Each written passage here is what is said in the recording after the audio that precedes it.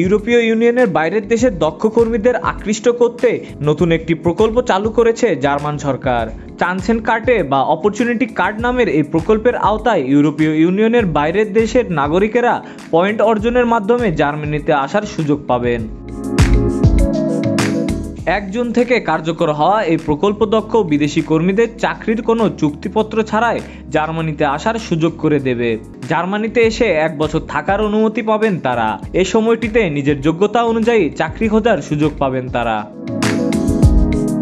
মূলত জার্মান শ্রমবাজারে ক্রমবর্ধমান কর্মী সংকট মোকাবিলায় নতুন এই উদ্যোগটি নিয়েছে সরকার। আশা করা হচ্ছে এর ফলে বিদেশিদের জার্মান শ্রমবাজারে ঢোকা সহজ হবে। জার্মান স্বরাষ্ট্রমন্ত্রী ন্যান্সি ফেসার শনিবার বলেন, আমরা নিশ্চিত করছি জার্মানির অর্থনীতিতে বছরের পর বছর ধরে জরুরি কর্মী ও দক্ষ কর্মী প্রয়োজন। যোগ্য হলে তারা আমাদের দেশে আসতে পারেন। চান্সেন কার্টে পাওয়া যোগ্যতা, শিক্ষাগত, পেশাগত এবং ভাষার দক্ষতা সহ বিভিন্ন বিষয় বিবেচনা নিয়ে একজন আবেদনকারীর চান্সেন কার্টে দেবে জার্মান সরকার। এজন্য একটি পয়েন্ট সিস্টেম চালু করা হয়েছে। চান্সেন কার্টে পাওয়ার যোগ্যতার হিসেবে আবেদনকারীকে অন্তত 6 পয়েন্ট অর্জন করতে হবে। চান্সেন কার্টে পাওয়ার ক্ষেত্রে 2 ধরনের যোগ্যতার কথা বলেছে জার্মান সরকার।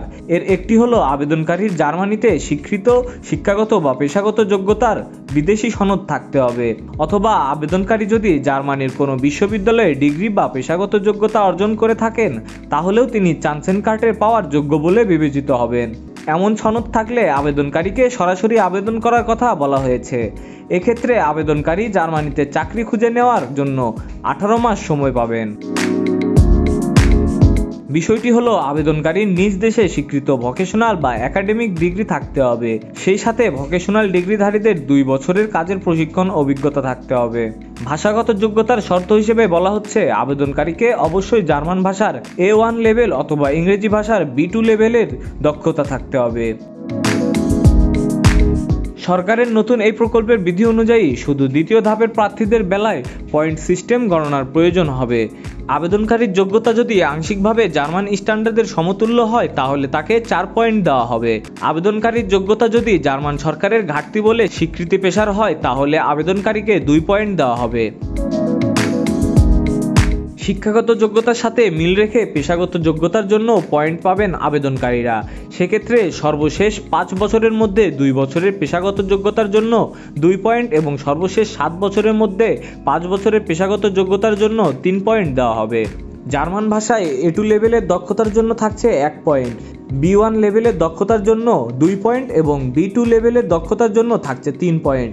তাছাড়া C1 লেভেলের ইংরেজি ভাষার দক্ষতার জন্য বা ইংরেজি যাদের মাতৃভাষা তাদেরকে একটি অতিরিক্ত পয়েন্ট দেওয়া হবে।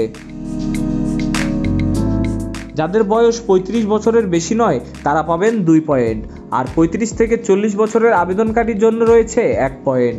সর্বশেষ 5 বছর সময়ের মধ্যে যদি আবেদনকারী টানা 6 মাস জার্মানিতে বৈধভাবে অবস্থান করে থাকেন তাহলে এর জন্য তাকে 1 পয়েন্ট দেওয়া হবে। তবে পর্যটক হিসেবে জার্মানিতে অবস্থান করে থাকলে তা গণনা করা হবে না।